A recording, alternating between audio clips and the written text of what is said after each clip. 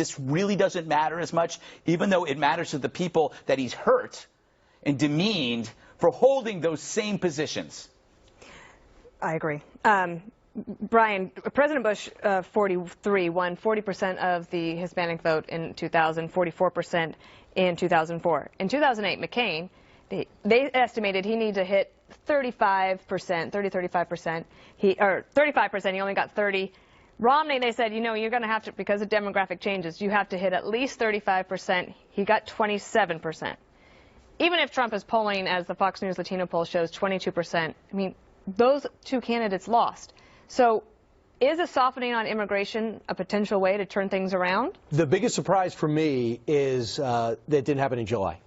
That's the biggest surprise for me. This is 75 days out. And the thing is, the way he did it, the way he delivered it, I guess the immigration speech has been pushed off another week. It's not going to be next week in Arizona. He's starting to see some of the problems. Like Ann Coulter, for example, came out and said, if he does this, it'll be the shortest book tour ever because I can't support him. Right. And Jeb Bush came out today and said, I can't believe this guy. I can't believe, basically, this is all a game for him. So he's against it. For Marco Rubio, Governor Kasich, you wonder if this might be, okay, now I can support him. And other Republicans who are on the sideline who said, I'm going to lose Hispanic votes if I go for him, now I can support him. And if, for example, you run against Obamacare, and then all of a sudden you get to the general and you go, man, if I run against Obamacare, I will lose that independent, then I'm going to keep that to myself. I'm only smiling because that was an amazing spin. It was amazing. I hadn't thought of it that way. It's fact. You think that John Kasich and Rubio and Cruz are sitting there going, hey, now I can get behind Donald Trump after he eviscerated me and called me all those names? Well, he said, well, if you ask Kasich, it's not personal. Kasich says it's because he talked about the deportation, and I can't do that. So if you're talking about some of the issues and you're a Republican and you think Hillary Clinton is scandal-plagued, which I have a tendency to believe she is, then maybe I can get it. Well, maybe that's true. In fact, Kellyanne Conway maybe is like having a little bit of an impact. You know, they do a few focus groups, they get his ear, and they say, you know what, sir, this is not going well. Kimberly, in 6 of these states, I'm going to just name the states, you actually have to do better than Obama, or at least as good as Obama. New Mexico, Ohio, Colorado, Nevada, Virginia, and Florida with Hispanics.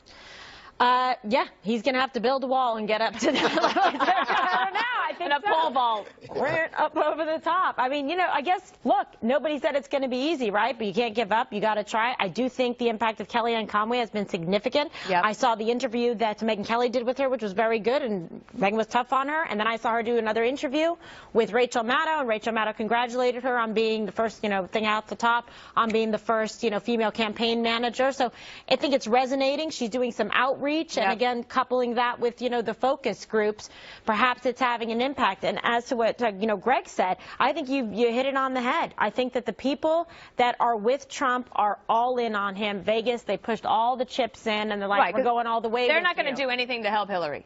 No, so it doesn't matter.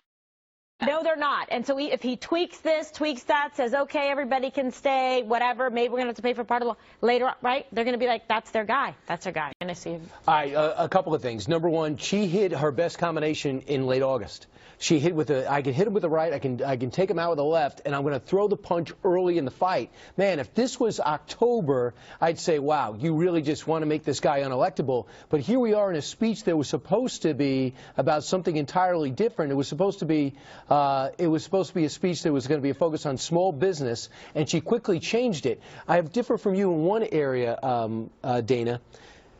I do think that she saw that she was taking on water over the last few days, over the last few weeks. On what? She wanted to take on water from the emails to the foundation to the linkage. She wanted to change the subject. She wanted to change the subject, and she said the way to do it is to go at him, because if he didn't draw blood on her tactically, she would not have been doing this today. She'd been more than happy to continue with the LA fundraisers, talk about small business, and go back to sleep. I would agree with you, except for this point. One, tactically, you have to hand it to her. Okay, that was a good way to change the subject. It's extreme. Two, the other subject that we're going to talk about in the next block is not Hillary's emails. It is Trump's flip-flop on immigration. So it's not like he's trying to help himself by keeping the focus on her. You know what I mean? I do know what you mean, but I would say this. This was an extreme speech. I don't think anybody that knows Donald Trump thinks he's a white supremacist. I don't think he's a racist. And she's saying because these white supremacists support him, he has to be one. And that's Less than slick ad does not tell the story. And she is trying to paint all Republicans with this broad brush based on this very fringe, very small group of trolls that exist anonymously on Twitter and say the most vile things. Awful. That's what she was trying to do. Sitting right here. Right. Just say my name. Greg, this time it's not you. I know. Is this going to backfire? I bet you 2 days ago, Hillary thought alt-right was like a computer key.